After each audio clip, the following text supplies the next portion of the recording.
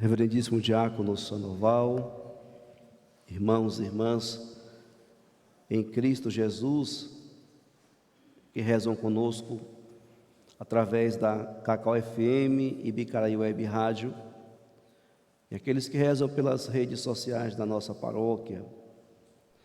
São Paulo da Cruz escreve um livro que tem um título: O amor não cansa e nem se cansa. Hoje, celebrando o Dia dos Namorados, faz bem lembrar deste ensinamento de São Paulo da Cruz, onde ele discorre uma reflexão acerca da verdadeira experiência do amor. Quando amamos verdadeiramente, o amor não se torna um peso, o amor não se torna uma maneira onde cansa, onde desgasta ou exausta a pessoa. O amor verdadeiro, ele é uma experiência de leveza, uma experiência onde quanto mais vive, mais se preenche. Quanto mais se doa, mais tem necessidade de se doar. Então hoje, ao celebrarmos esse Dia dos Namorados, nós lembramos lá na origem, quando Deus, depois que criou tudo e criou muito belo, Ele deixa por último para criar o homem, né? Depois que Ele cria o homem, Ele apresenta todos os seres vivos e diz: procura alguém aí para que lhe possa fazer companhia. E todos os seres vivos foram apresentados e nenhum agradou. Deus faz cair um sono profundo sobre Adão, o homem, e depois, no relato bíblico, ele tira uma costela de Adão, dá forma à mulher, e depois que Adão desperta do sono, Deus apresenta aquela obra-prima que ele fez. E Adão, quando olha, diz: osso dos meus ossos, carne da minha carne, essa sim será chamada mulher. E a partir dali, Deus constitui a família, e coloca no coração de ambos esse encantamento. Enamorar significa encantar-se com o outro. E foi justamente o que aconteceu com Adão. Quando ele viu, ficou encantado com a beleza daquele ser, daquela criatura que estava sendo apresentado para ele. Ele mesmo disse: será chamada mulher. Então, caríssimos irmãos e irmãs, faz muito sentido quando São Paulo da Cruz afirma isso, que o amor não cansa e nem se cansa. Nós temos aqui seu Zé e Dona Adalgisa, que celebraram os 50 anos de vida matrimonial. Acredito que é o casal que tem mais anos de vida hoje nesta Assembleia. E nós temos Marquinho da Pascom, que está se preparando para também assumir a vida matrimonial, quanto tantos outros casais que estão fazendo o curso de preparação para a vida matrimonial. E temos vários casais aqui que estão fazendo a sua vida, né, de caminhada, uns com 3, 4, 5 anos, 6, 7, 8, 10, 15, 20.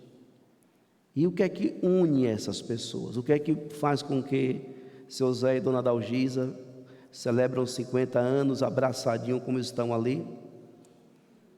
O que é que faz com que Marquinho e Aninha buscam se preparar para esse momento? E o que é que conserva vocês unidos? O que é que conserva vocês unidos?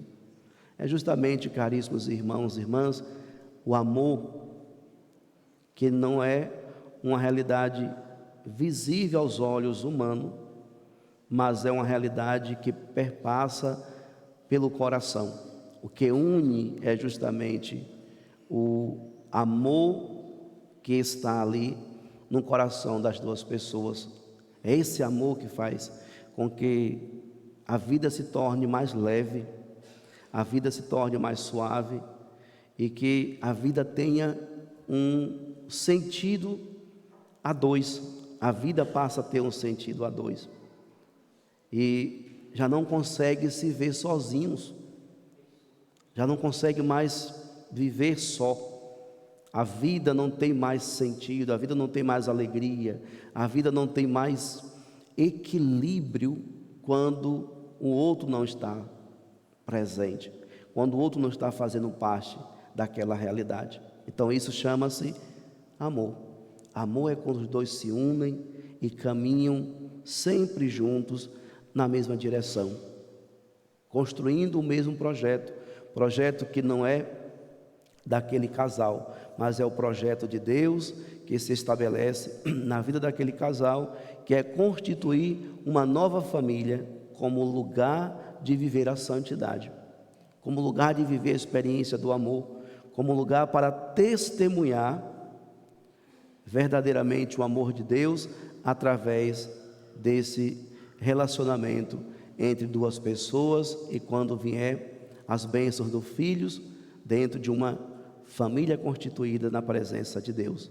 Então hoje é o dia sim de celebrar esse momento quando Deus suscita no coração de ambos para que busquem constituir esse relacionamento alicerçado na verdadeira experiência do amor.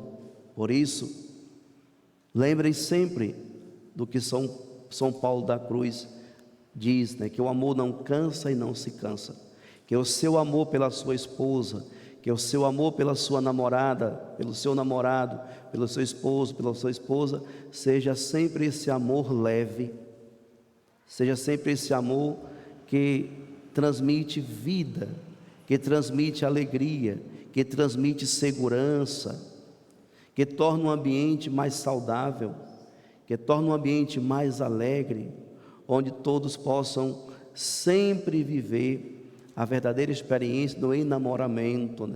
A gente hoje, com as redes sociais, tem aquelas emoçõezinhas, que colocam os olhos, um rostinho com os dois corações, beijinho na bochecha, uma maneira de expressar o amor, uma maneira de expressar o carinho, se expressam muito através das redes sociais, mas para que o casamento, para que o enamoramento continue, é preciso que se expresse também, principalmente na realidade. Às vezes as pessoas têm muito mais facilidade de se comunicar pelo mundo virtual, é muito mais amoroso, muito mais carinhoso, é muito mais atencioso, consegue expressar muito mais o amor pelas redes sociais, pelo mundo virtual, do que pelo mundo real. E por isso se perde muito isso, por isso enfraquece os laços, porque nós estamos deixando a realidade para viver o mundo da virtualidade. E a vida a dois, ela é real, nós não podemos deixar de viver essa realidade e tentar cultivar um relacionamento, expressar um amor através do virtual, e ao invés de fazer com que essa realidade ela se torne realmente o caminho, o veículo onde os dois consigam expressar melhor a experiência do amor. Então que sejamos, caríssimos irmãos e irmãs, realistas em amar e expressar o amor uns para com os outros e viver realmente aquilo que une, o que une duas pessoas para constituir uma família é justamente o amor suscitado no coração de ambos. Então desejo aos eternos enamorados um dia de muita alegria, de muito amor, um dia de muitas celebrações, e a maior delas é vir para a igreja, para aqui celebrar esse dia. Quantas pessoas vão celebrar o Dia dos Namorados em tantos outros lugares, supervalorizando um aspecto da vida a dois, e esquece que o que une não é só um aspecto, o aspecto da sexualidade, mas é o aspecto, caríssimos irmãos e irmãs, de todo um ser.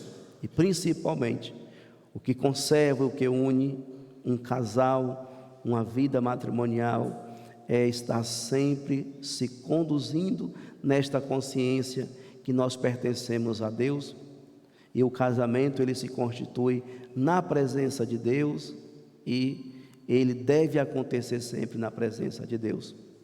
Que vocês possam sempre buscar celebrar esse dia, celebrando na presença do Senhor, buscando agradecer a Deus pela sua namorada, pelo seu namorado, porque é Deus que lhe deu de presente, e que vocês resgatem essa alegria e esse verdadeiro amor na vida um dos outros, e que o amor seja verdadeiramente aquilo que São Paulo da Cruz diz, que ele não canse e nunca se canse, que nós possamos celebrar sempre esta alegria da verdadeira experiência do amor, amor que nós também encontramos hoje na liturgia que nós celebramos, que é a solenidade da Santíssima Trindade.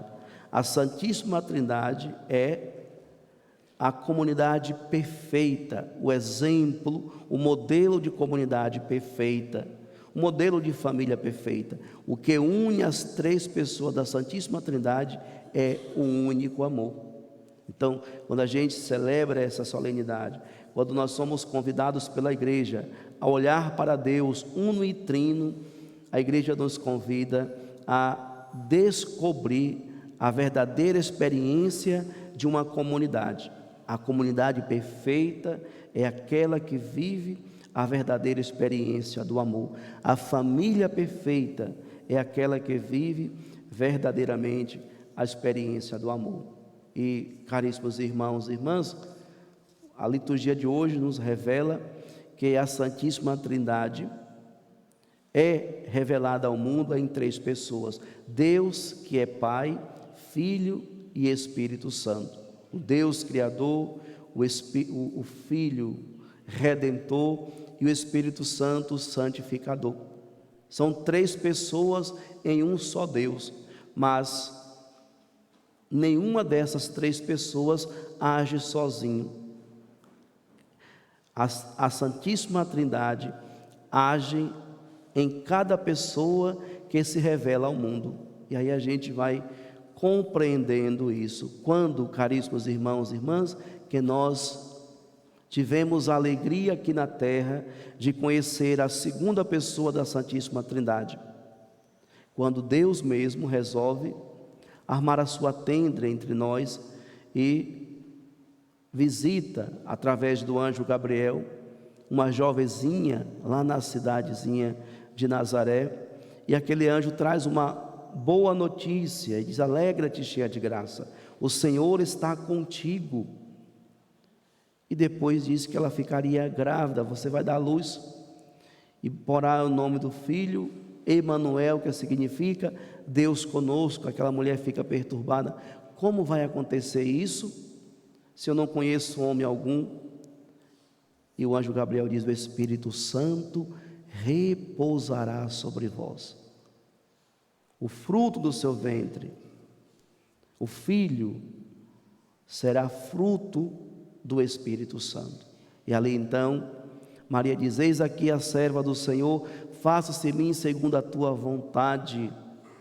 E acontece então, caríssimos irmãos e irmãs, que o Filho de Deus, a segunda pessoa da Santíssima Trindade, a palavra toma forma, se encarna entre nós e vem então morar conosco com o único objetivo de nos falar do reino de Deus, nos ensinar o caminho de volta para a casa do Pai. E Jesus cumpre com a sua missão.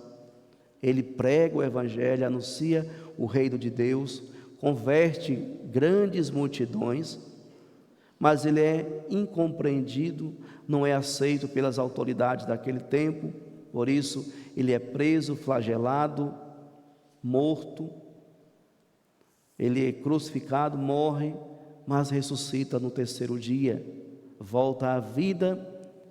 E antes e depois da ressurreição, Jesus dizia para os discípulos: eu voltarei para a casa do Pai, mas enviarei sobre vós o Paráclito, o Defensor, o Espírito Santo, aquele que vai dar testemunho de mim e aquele que vos fará testemunhas de mim.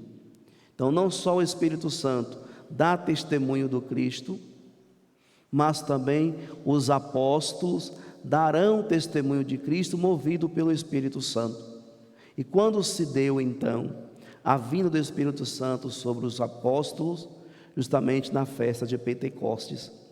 Na festa de Pentecostes, eles recebem o Espírito Santo e começam a anunciar o reino de Deus.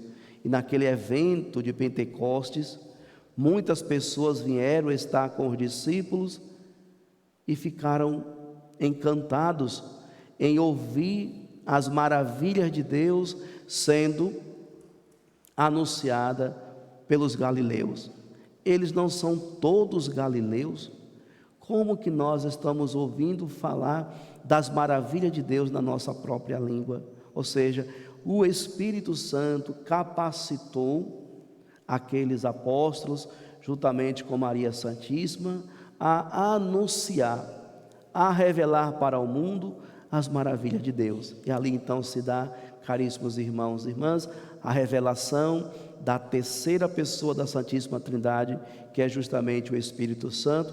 Espírito Santo esse que continua a conduzir a sua igreja. E o Espírito Santo estava presente lá na origem, quando Deus criou tudo. O Espírito Santo pairava sobre as águas.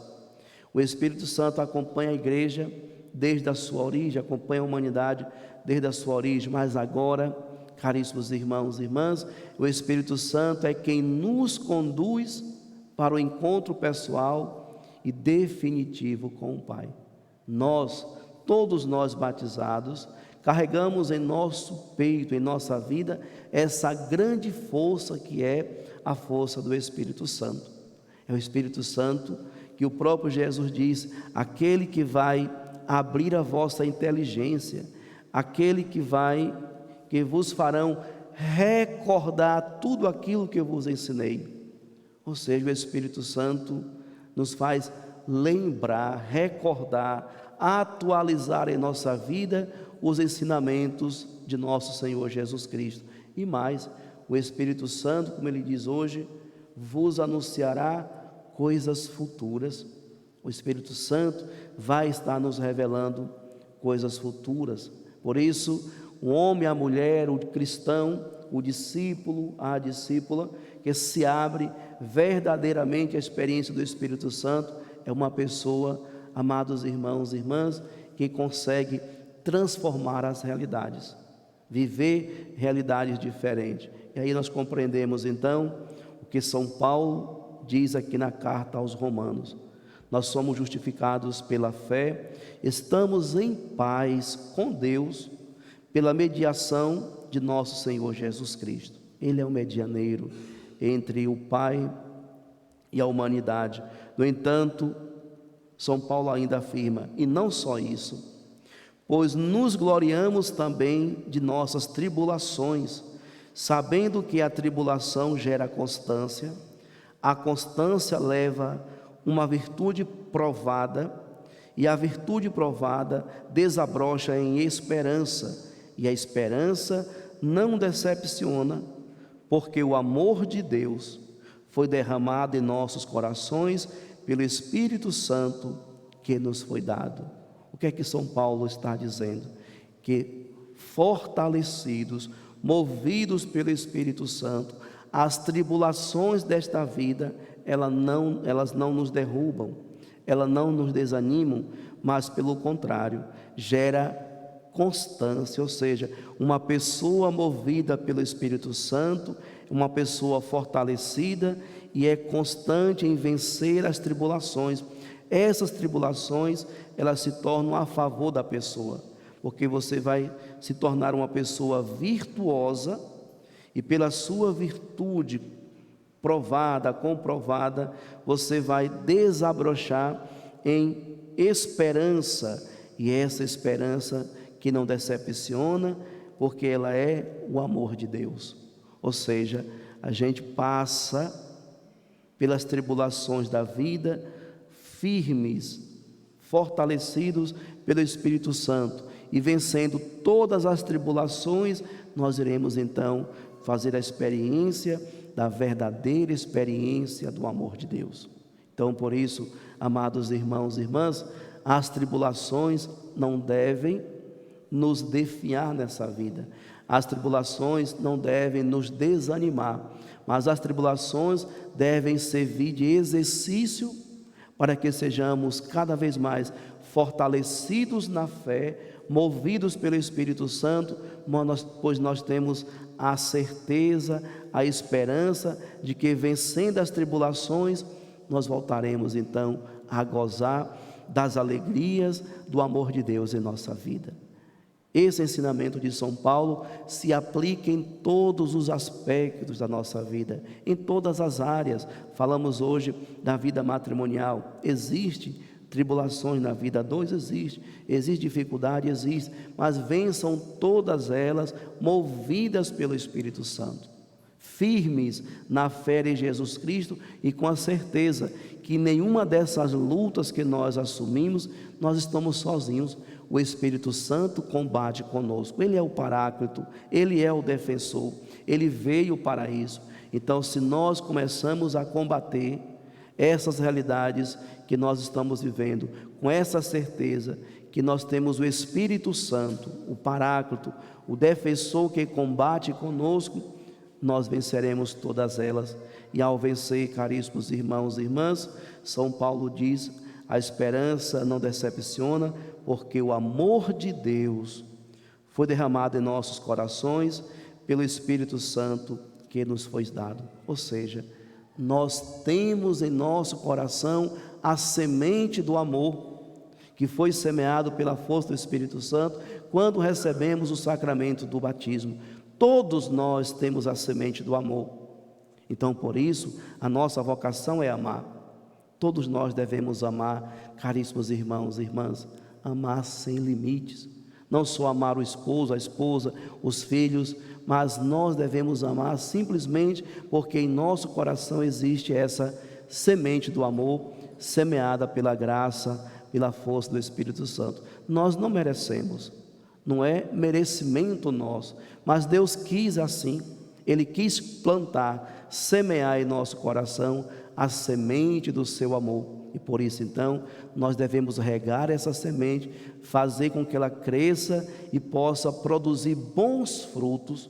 O amor de Deus em nossa vida deve produzir bons frutos, frutos para toda a sociedade, fruto para todas as famílias, frutos para a humanidade.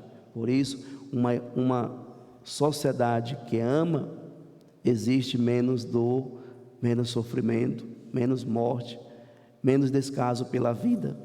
Está faltando, caríssimos irmãos e irmãs, no coração das pessoas despertar para essa semente, alimentar essa semente do amor, para que possamos produzir bons frutos.